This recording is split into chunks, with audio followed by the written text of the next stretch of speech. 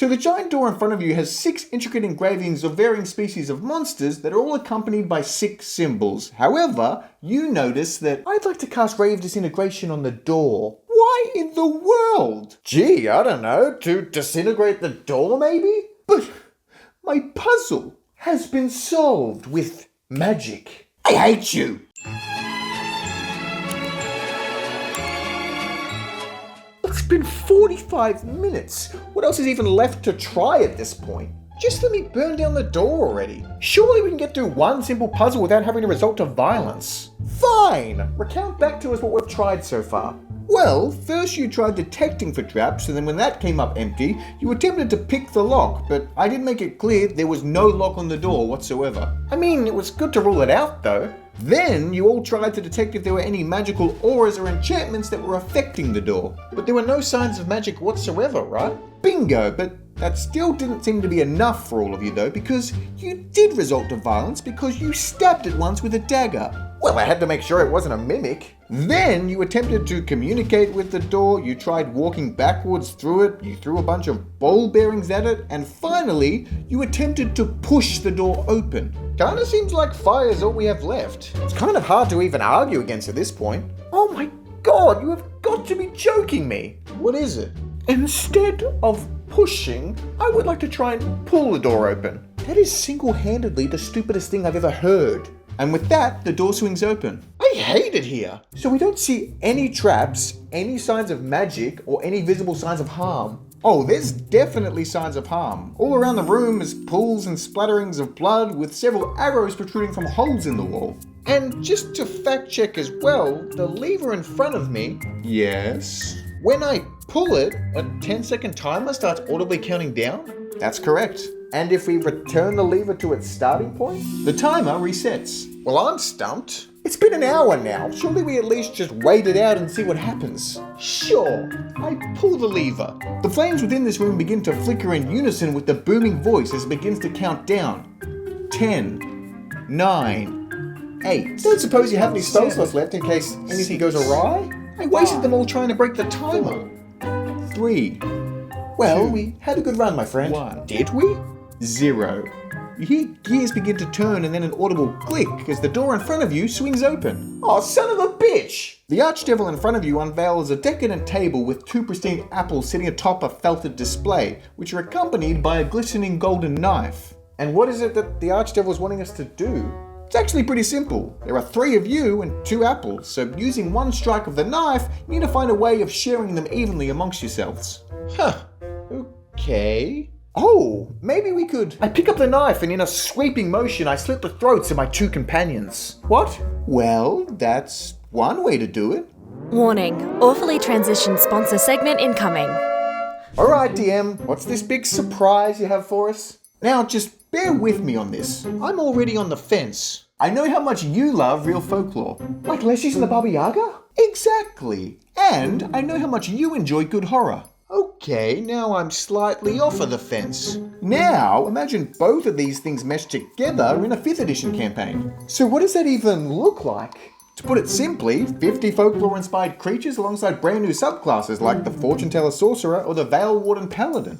And just how scary are we talking? It's got an entire mechanic around this sense of corrupting darkness, which is quite literally used to represent the relentless dread of this world you inhabit. That sounds fantastic. Not to mention there's also a physical Ouija board that you get to use alongside 2 brand new Tarot and Gypsy Oracle card decks that are used to focus on the more supernatural side of things. I mean, I love the sound of all of that, but it does seem like a lot of work and pressure to put yourself under to come up with everything. Well, that's kind of the thing. I don't need to come up with any of this. It already all exists in Wicked Echo's Whispers of the Samadiva. You arrive at a gate with 2 guards. Oh, a classic.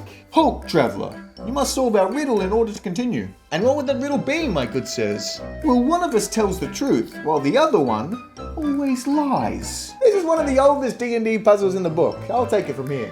The other guard turns to his companion.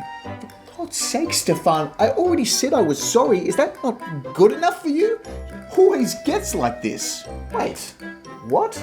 Do you really think that little of me? This was just going to be a run-of-the-mill stereotypical riddle puzzle? keep dreaming. I really don't want to get in the middle of whatever that drama is. Oh, but you have to, because the puzzle that's been presented in front of you is running an uncomfortable session of couples therapy. Well, this should be fun. As you walk down the hallway, you're led to a very off-putting and unsettling appearing door that's visibly damaged with massive scratch marks down the middle and speckles of blood. I don't like the sounds of this. I want to inspect the door for traps or signs of foul play. Give me an investigation check. That's a 23 in total. Nothing all that suspicious about the door itself, but with that 23, you can tell that the door's unlocked. Let's just turn around. I'm really not liking the vibe of this at all. We only learn by doing. I'll go up and slowly open the door. Amazing. As you begin to creak the door open, your eyes are drawn to the golden glistening light of a hoard of treasure. A dragon's hoard? I wouldn't be that cruel. There's no dragon in sight. See? It was all a ruse. I'll run in and grab the first goblet or trinket that's within arm's reach. As you do, two hidden eyes open on the face of this goblet, alongside a wide mouth with razor-sharp teeth and a gargantuan tongue. Really, a mimic? Not just one. The goblet's a mimic, the coins a mimic, even the carpet and the walls are mimics. Well, that seems a bit excessive. Excessive? Excessive was you beheading my completely innocent Haragon NPC because you said it was too suspiciously cute. This isn't excessive, this is payback. We can handle a few mimics though, right? A few perhaps, but there's 739 mimics in this room. Roll for initiative. The most difficult challenge of your entire adventure now lies in front of you in the form of 3 stone tablets, each containing a series of ascending numbers with a list of activities under each of these numbers. How many numbers are on each of these tablets? 31 to be precise. Huh, kinda just seems like they're calendars. Okay, but what's the puzzle then? With your passive perception, it's clear to you that the activities under each of these varying numbers don't match with your other party members. Okay, so we're trying to just match a date on these calendars that are free? But free for what? Oh, you lazy bastard! What is it? I have no idea what you're talking about. This is all just a massive ploy to try and get us to arrange when our next D&D session's gonna be. The stone archway you walk through to get into this dungeon room seals shut behind you as a green poisonous gas begins filling the room. You've got exactly 2 minutes to decide on our next D&D session date and time. I'm gonna kill your characters permanently. Oh god, quick, when are you free next? I'd rather die than get my inability to commit to things addressed. I know how much you've all been struggling with our last few puzzles, so this one is genuinely as simple and straightforward as it seems. We'll be the judge of that, DM. Fair enough. Outside the edge of this dungeon entrance is a purplish energy field, and you can all notice that everything within this field appears decaying or dead, including grass, insects, and woodland creatures. Well, that's not intimidating at all. You also watch as a small bunny begins to hop along the border of this energy field and then leaps across into it and drops dead. I'm not quite sure I'm seeing what the puzzle is. Neither, but there's one way to find out. I'll walk into the energy field. Why? Thank you for validating my assumption. I can't give you guys nice things anymore.